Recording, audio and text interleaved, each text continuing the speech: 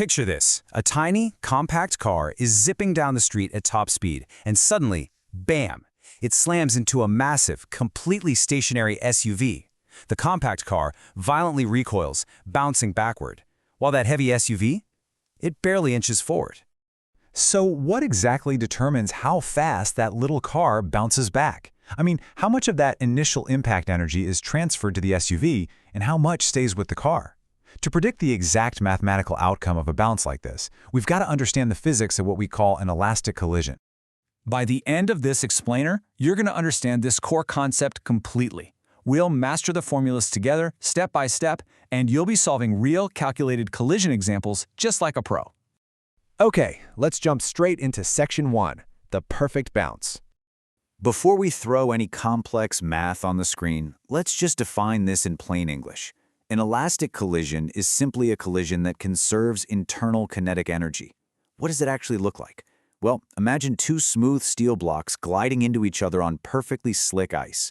Or maybe two ice cubes sliding across a glass table.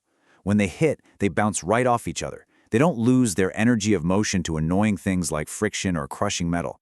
And that energy of motion is exactly what internal kinetic energy is. It's literally just the sum of the kinetic energies of all the individual objects in our system. Now here's a little reality check. A truly 100% perfect elastic collision, that really only happens with subatomic particles, like electrons smashing into nuclei. But in everyday physics, macroscopic events like those steel blocks on ice are so incredibly close to perfect that we just treat them as elastic. All right, moving on to Section 2, the math behind the collision. Don't worry, we're going to build these equations together. Take a look at the two fundamental conservation laws side by side here. On the left, we've got the conservation of momentum. Mass 1 times velocity 1 plus mass 2 times velocity 2. Simple enough, right? And then on the right, we have the conservation of internal kinetic energy. And hey, notice those little apostrophes or primes on the right side of the equal signs? Those primes just indicate the velocities of the objects after the crash. The total values before the impact absolutely must equal the total values after. Now, right about here, a lot of students ask me a really great question. Wait, if momentum is perfectly conserved, why on earth do I need two separate equations? Shouldn't the momentum equation on the left be enough to figure this out? It's a completely valid point, but the answer comes down to pure algebra. See, in a collision between two objects, you're usually trying to figure out how fast both of them are moving after the crash. That gives us two unknown final velocities. And if you want to solve for two unknowns, a single equation just isn't going to cut it. You mathematically have to have two independent equations to unlock the answer. Let's make this crystal clear by diving into Section 3, solving a real example. We're going to apply these exact formulas to a real scenario from the text.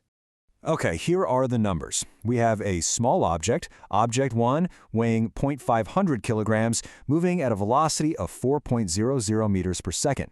It's going to strike object 2, a much larger 3.50 kilogram mass that's just sitting perfectly still. Its initial velocity is 0. This right here is the exact mathematical setup of our tiny compact car hitting that massive SUV.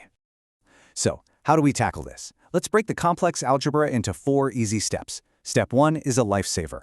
Because our larger object is stationary, its initial velocity, v2, is 0. That beautifully simplifies both of our giant equations right from the start. Step 2, we solve the momentum equation for the larger object's final velocity. Step 3, we substitute that expression into the kinetic energy equation so we're down to just one single variable. And finally, Step 4, we solve the resulting quadratic equation to find the small object's final velocity. Now wait, this is important. When you solve a quadratic equation, the math gives you two answers. When we run our numbers, we get solution A, 4.00 meters per second, and solution B, negative 3.00 meters per second. So which one is the right answer? I want you to think critically about this for a second. Which of those actually makes physical sense? If you guessed the negative number, you hit the nail on the head. We completely discard the positive 4.0 meters per second because, well, that was the small object speed before the collision. The math is literally just confirming where we started. The second solution, negative 3.0 meters per second, is our real answer.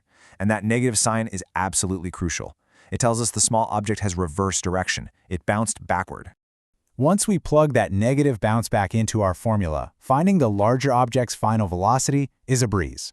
It comes out to 1.00 meters per second. This brilliantly completes our car analogy. The tiny compact car bounces backward really fast, and the massive SUV gets knocked forward, but at a very slow speed. Let's see how this plays out elsewhere in Section 4, Real-World Collision Scenarios. It's time to test your intuition on a massive scale. Imagine two massive manned space satellites slowly approaching each other in orbit to dock at 0.250 meters per second. But something goes wrong, and instead of safely latching together, they collide elastically.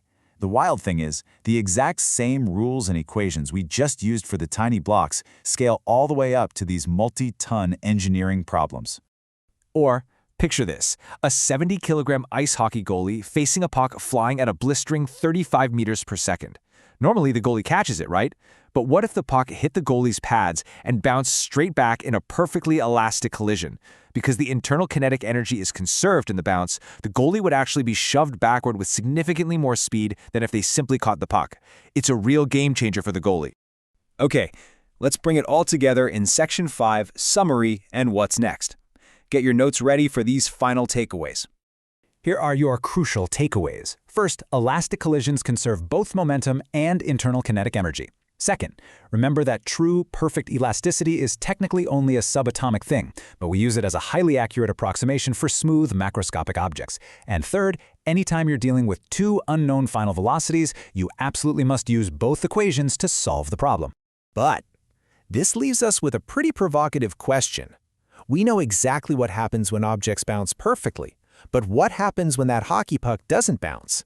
What happens when that compact car crashes into the SUV, their bumpers lock together, and they literally slide forward as one single tangled mass? Well, that brings us to inelastic collisions, which is exactly what we're going to be covering in our next explainer. Thank you so much for following along and crunching the math with me today, and I will see you in the next lecture.